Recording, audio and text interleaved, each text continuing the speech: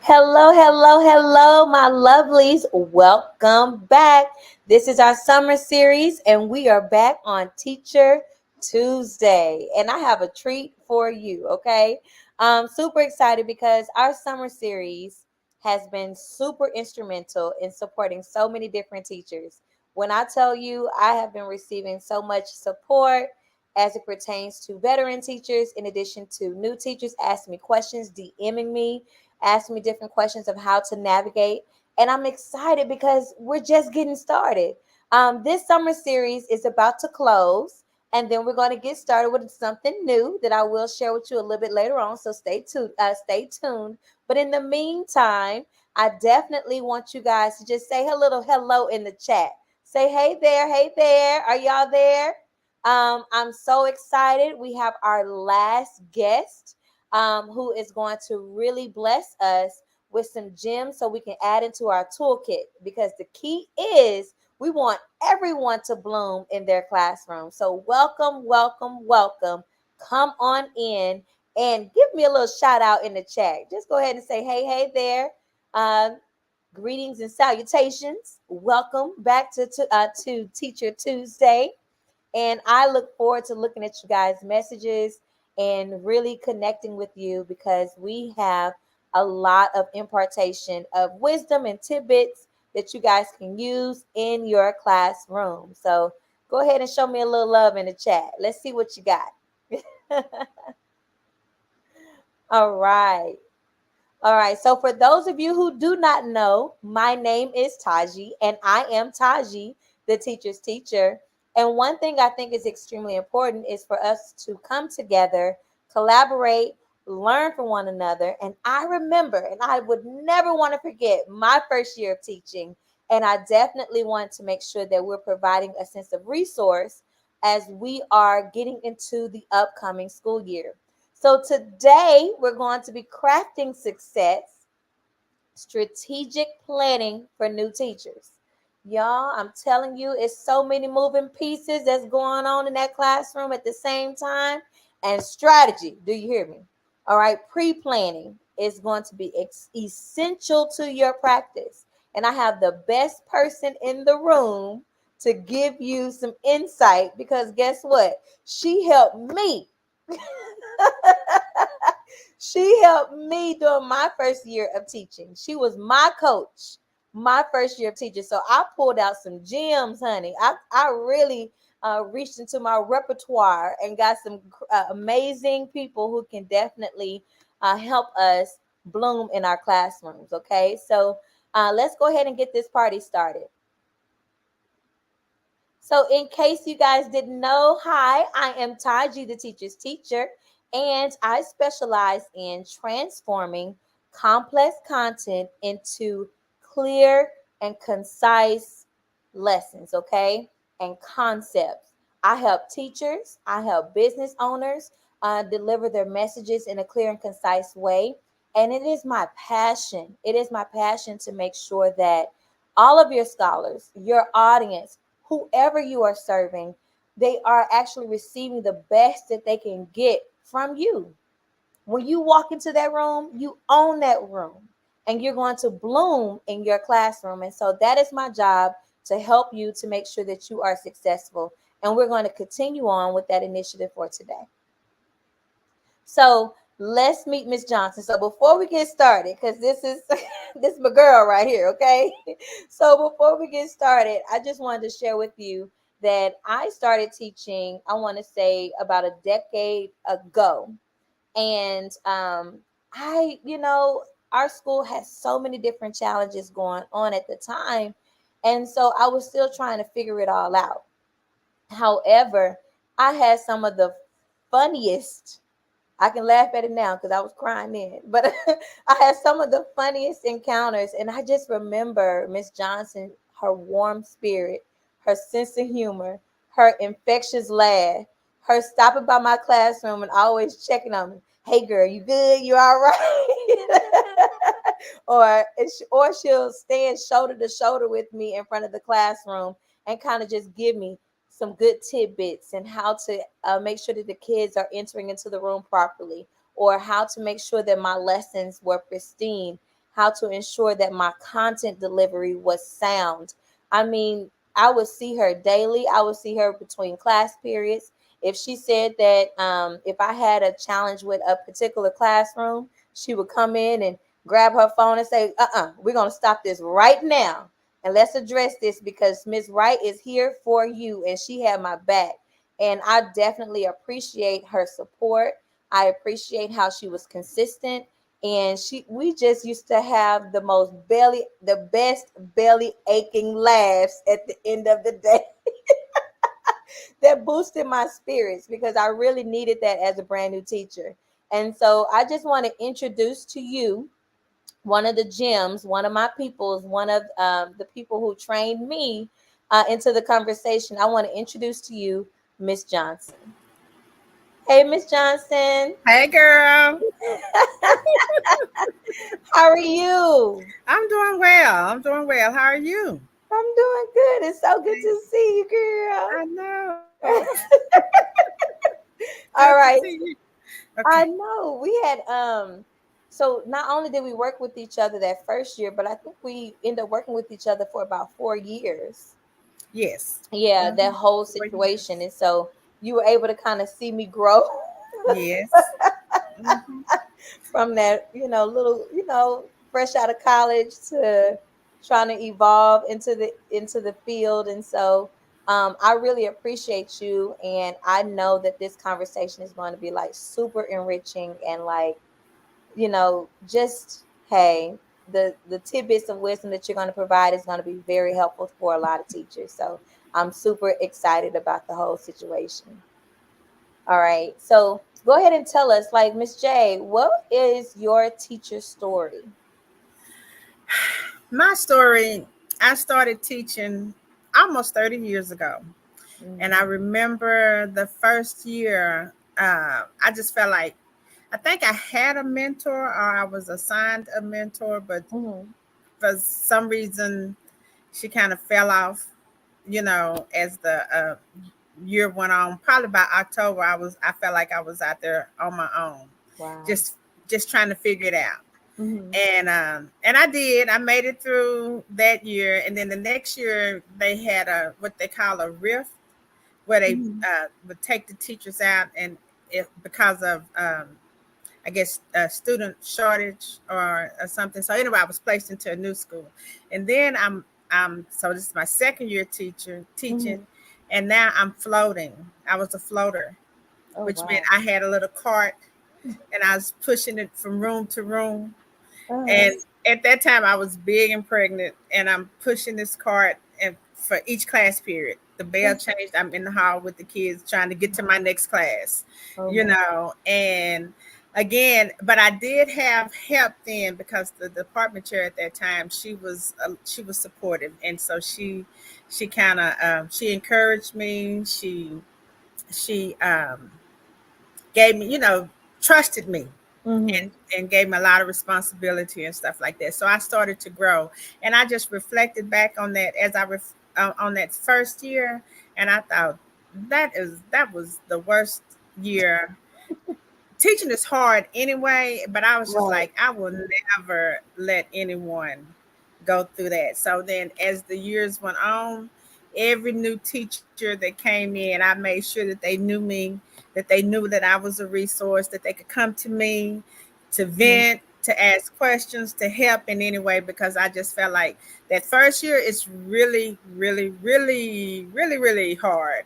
But you need somebody that you can talk to, somebody to help you, and just some support throughout the year. So I just made that promise that I would always be that support to any new teacher that came Yeah. in by presence, and I still do that. That's still my philosophy. I still live by that, And helping I new feel it too, because you are very adamant. Like you would come by that classroom and you'd people. be like, "Hey, how you doing? I'm Miss Johnson. I'm gonna check on you. What do you need? What do you need, honey?"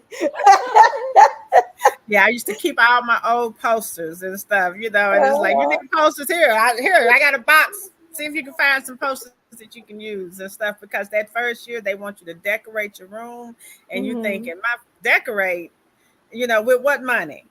You know, Right. you just starting, and then so I kept all of my old posters every time I bought posters and stuff, and so I just made sure to look through there and see if you can find anything to fit with your theme, anything that you Mhm. want, just take it and stuff. So, because that's that first week of school, they bring you in and they have you going through all those meetings, and then they say, Mhm. okay, you have a day and a half to get your room decorated, and you like, with what?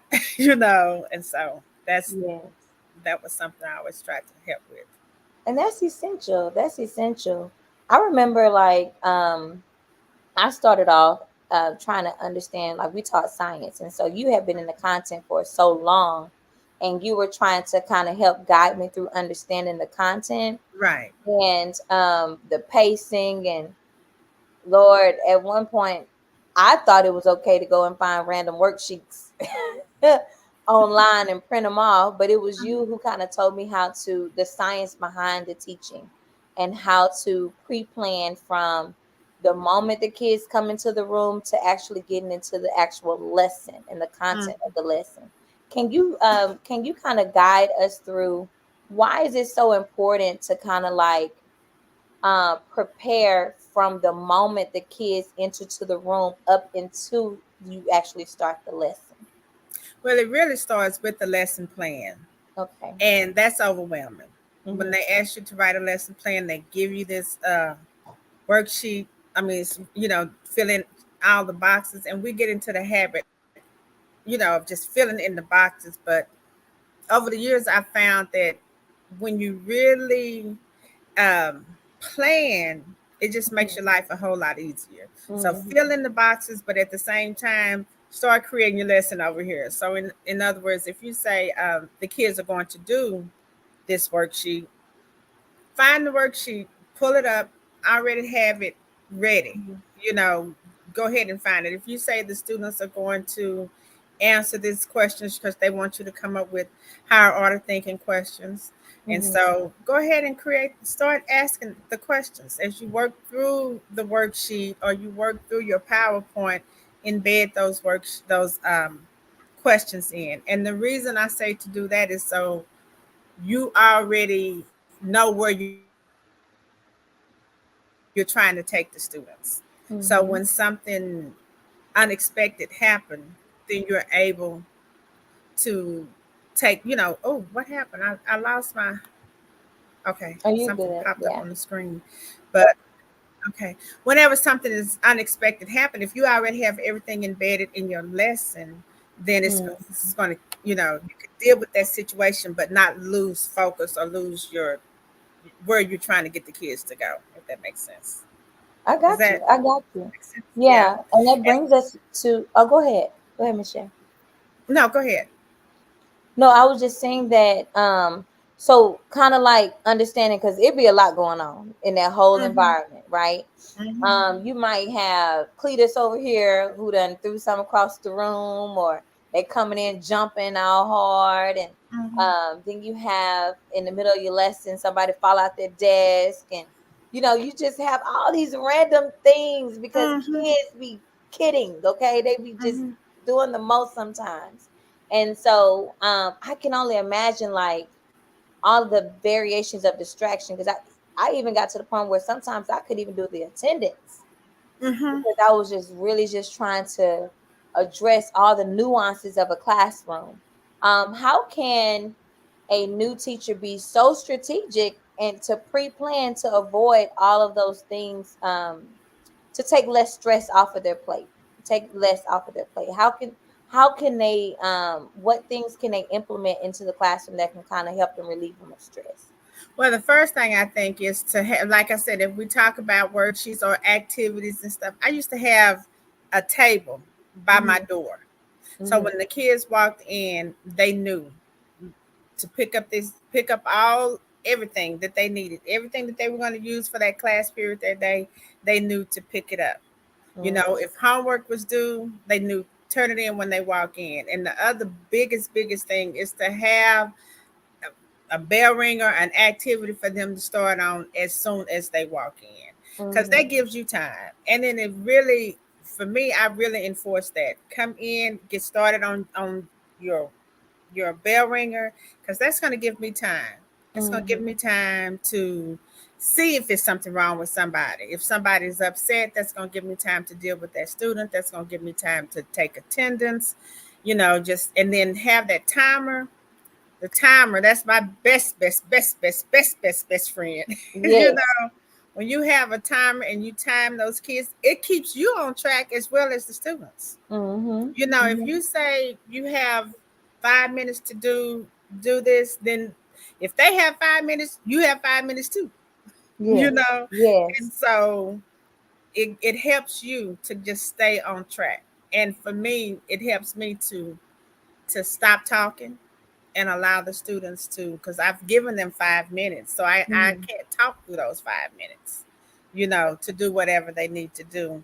And so now I'm thinking and I'm preparing and I'm getting ready for the next step, because that Mhm. timer is going to keep me on track as well Mhm. as keeping the students on track.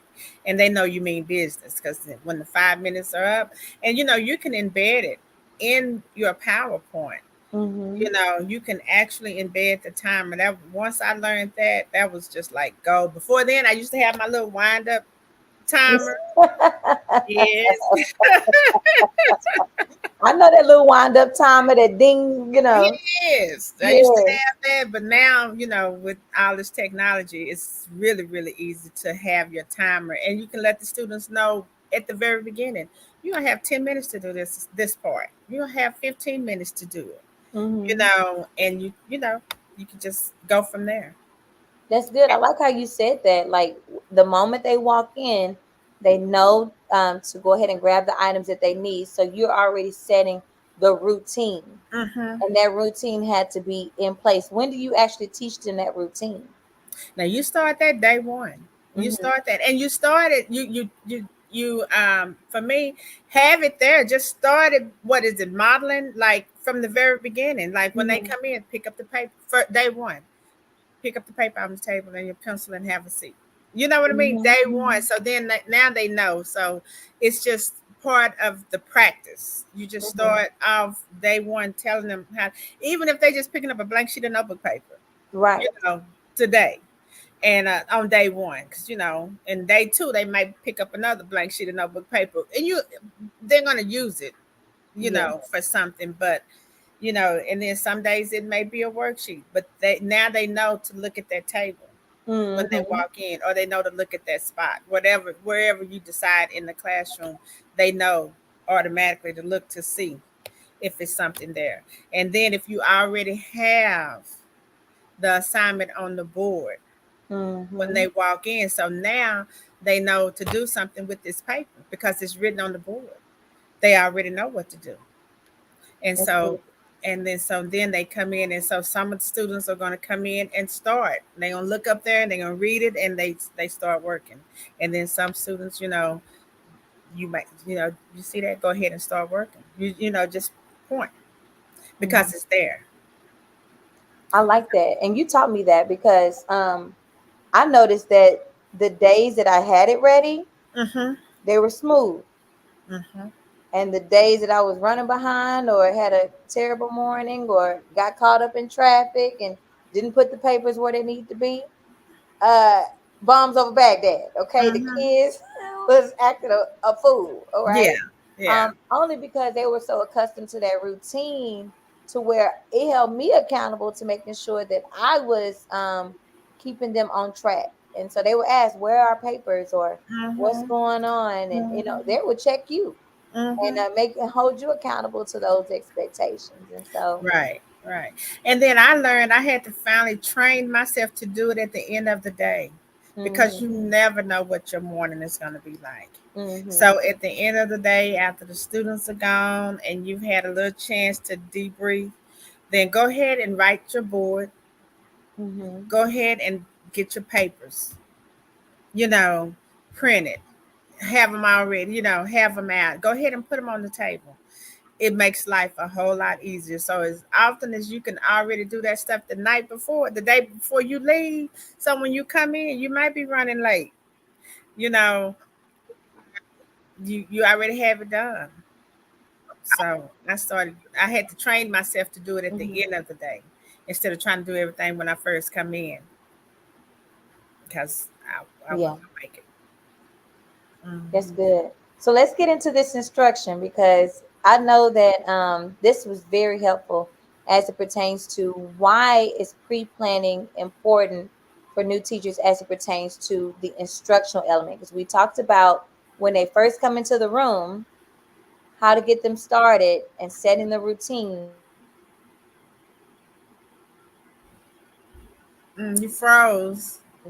But what about the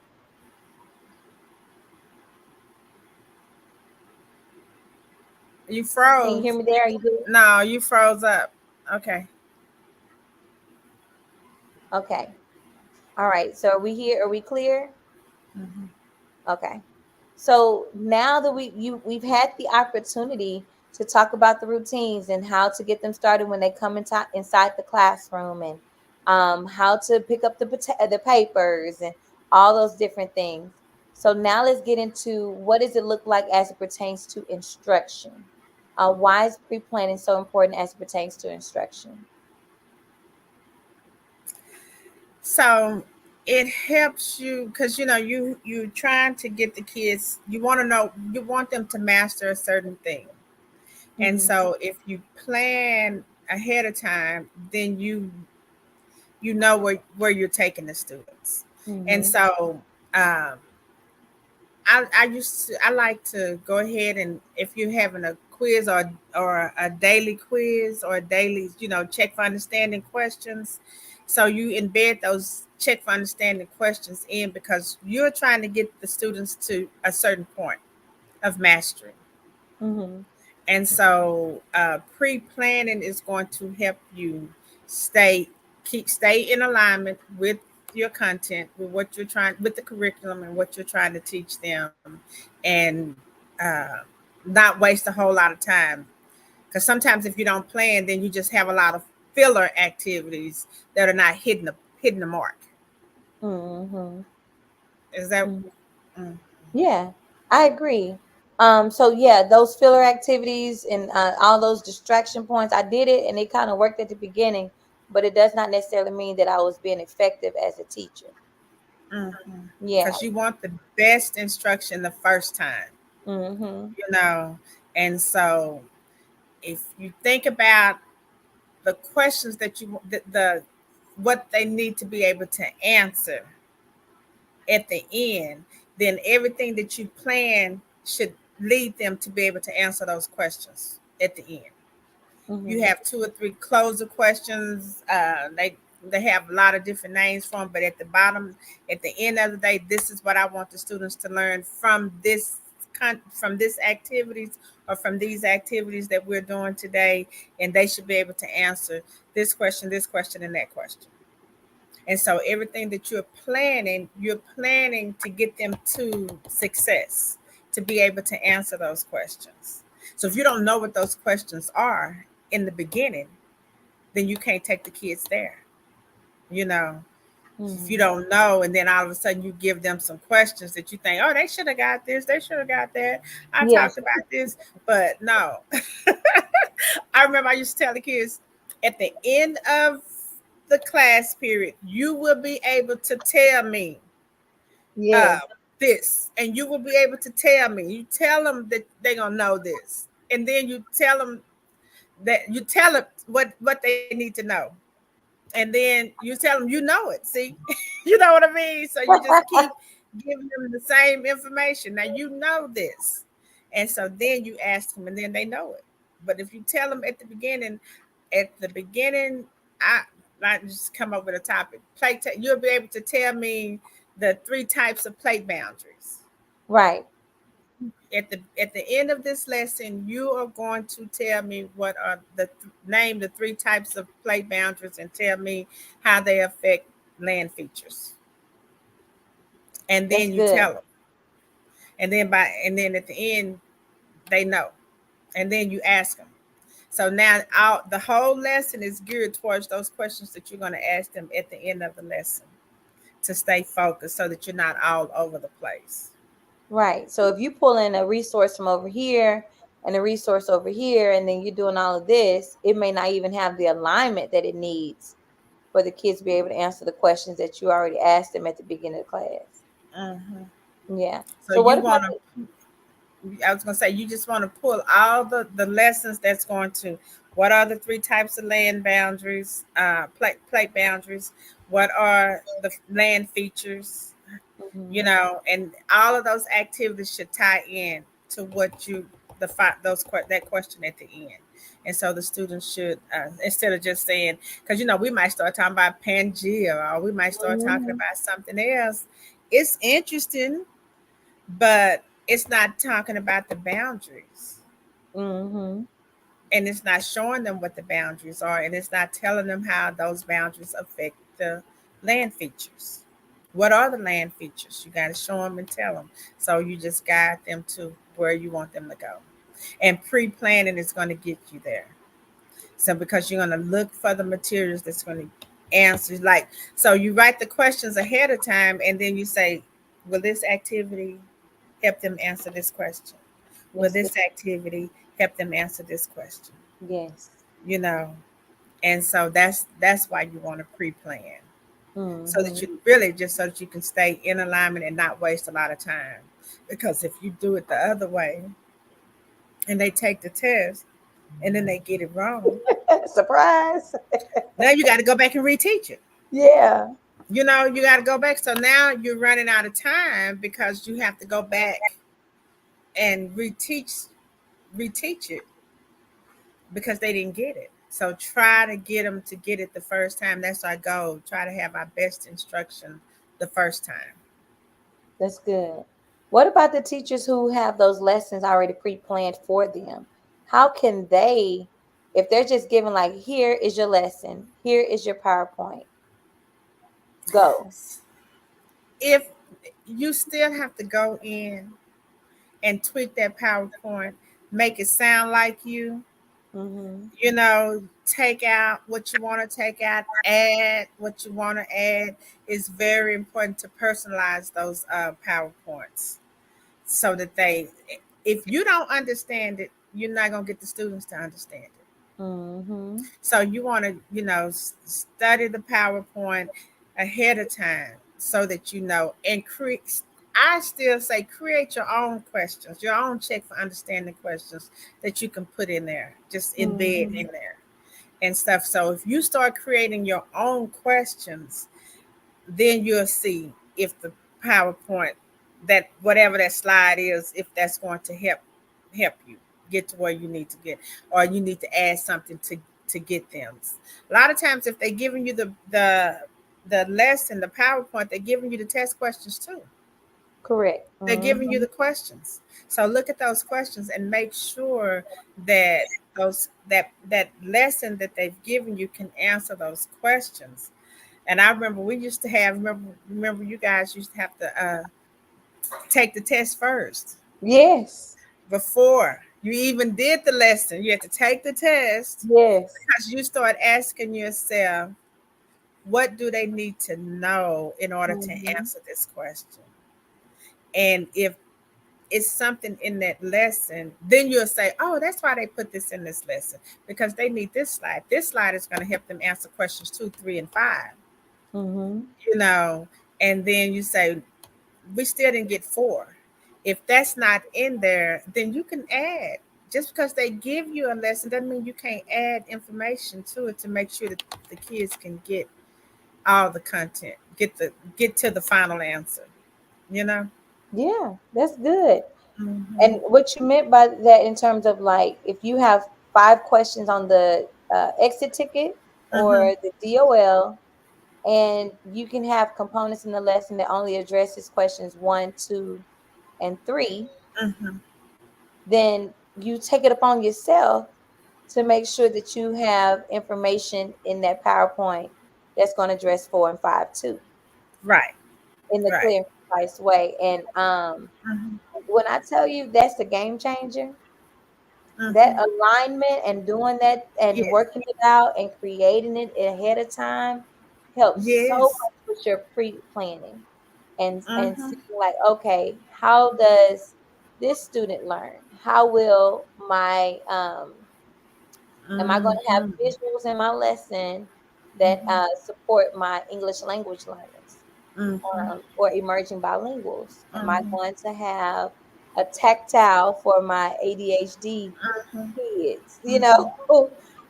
That's going to help them address it. And so, all of which I've learned that from you in terms of like how to navigate those lessons and how to Mhm. make sure it all comes together. And it's a science.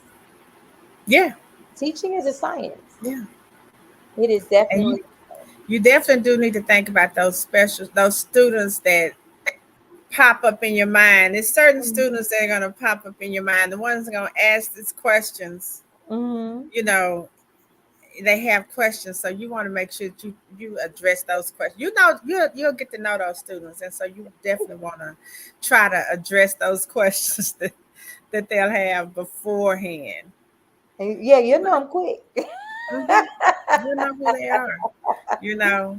Yes, and the best teachers, they kind of just learn the climate in the room, right? What about like if the plan doesn't work? If a plan doesn't work, it's okay. Do it Mm-hmm. again. Try another one. you know, Oh, if the plan, I mean, you, if it doesn't work, ask yourself what didn't work, what part worked, and don't forget your peers, your colleagues, mm-hmm. and to ask them what worked for you. How did you do this? Or how did you approach this? Because that's a good reason. Your colleagues will help you, and then just come back and reteach it. If it didn't work, then just you know what you got to do. You know what part worked and what part didn't work. Mm-hmm. That's good. So And you're right. Those hallway chats always help. Like, hey, what do I need to do? And then the lesson that I initially planned for first period is going to be almost a little different by the time yeah. you get to your fifth period Oh class. yes, that's what definitely. And Yeah. that's it. You step out in the hall and you just breathe and you say, and especially if you have someone that's did that work for you? How did they do? And da da da. And so you do have to adjust. Hmm. You have to adjust as you go and stuff. And then and sometimes in the middle of the lesson you may figure out, okay, I thought it was gonna go this way, y'all, but we're gonna have to we're gonna have to revamp and we're gonna have to change something and come back. So, because you are asking the kids, you are feeding off of the kids, Right. and the questions that they're asking you. So, yeah, That's good. you And know. so I really appreciate you just sharing why the pre-planning phase is so important. And so, Ms. Johnson, do you happen to have like an additional advice that you want to share to our new teachers, just encouraging for the upcoming school year, and then like just giving them additional tidbits about why pre-planning can help them relieve so much stress?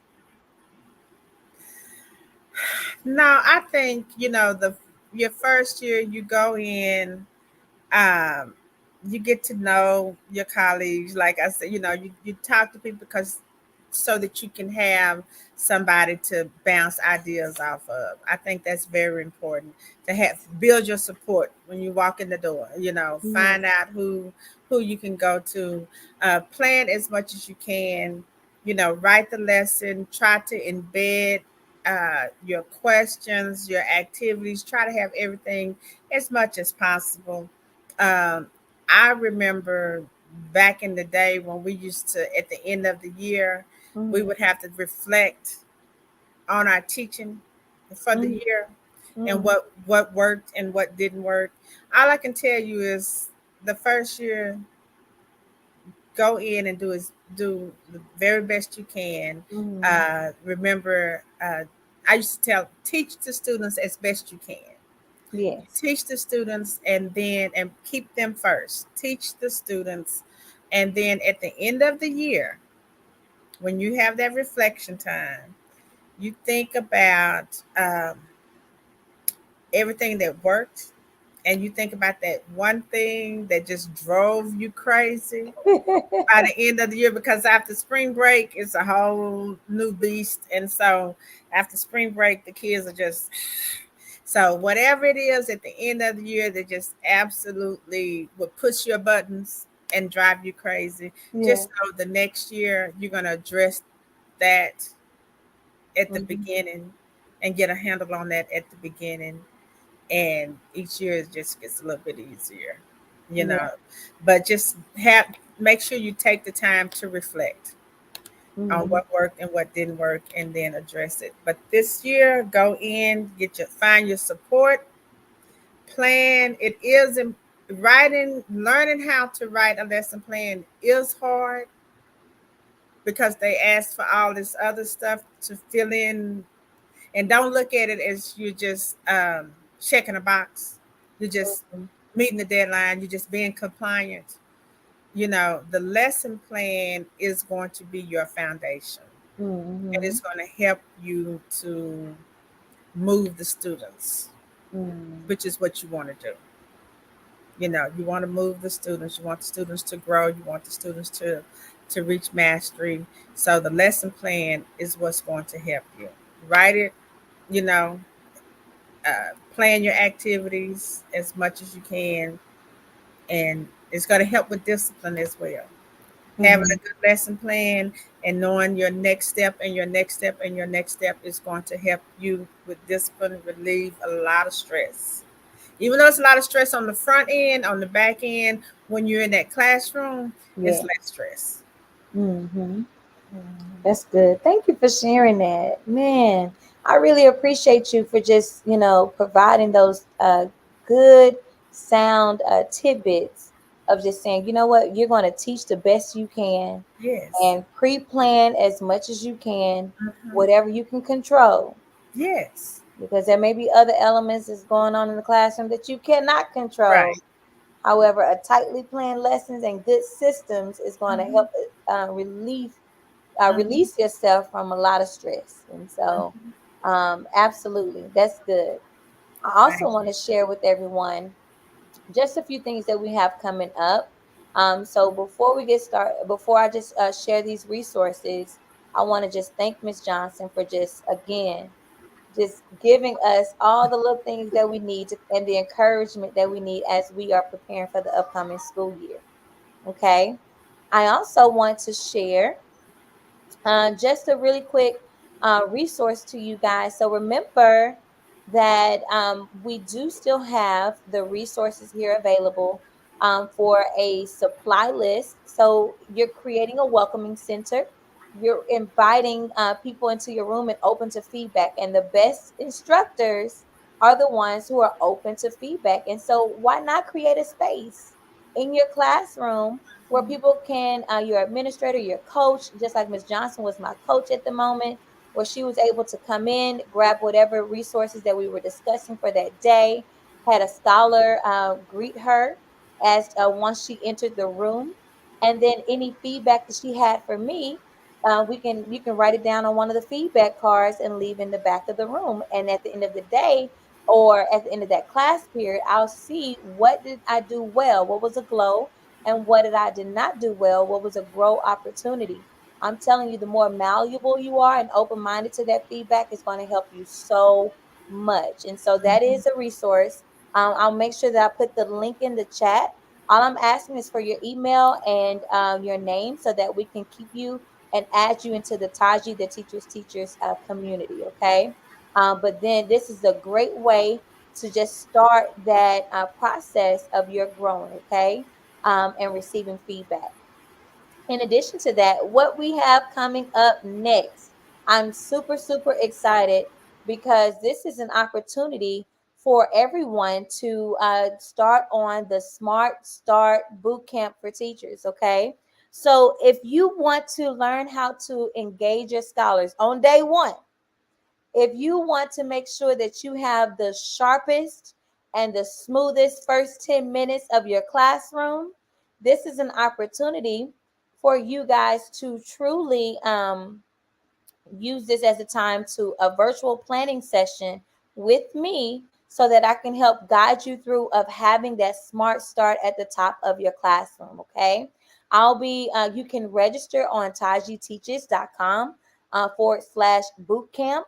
But this boot camp is specifically for teachers or large groups of teachers who are interested in making sure that you have the smartest start to your school year. Because let me tell you, you can reset, but if you start strong and you make sure that your systems are taught starting day one, as Ms. Johnson was teaching, and you are able to truly connect the routines of your classroom to the organization, you're organizing your classroom based on your routines, and you're doing your parent communication in an effective way, and you have a strong 10 minutes. The first 10 minutes is going to help you have a stress-free environment. Okay, so if you're interested in that, you're more than welcome to join the Smart Start Bootcamp at tajiteaches.com /bootcamp.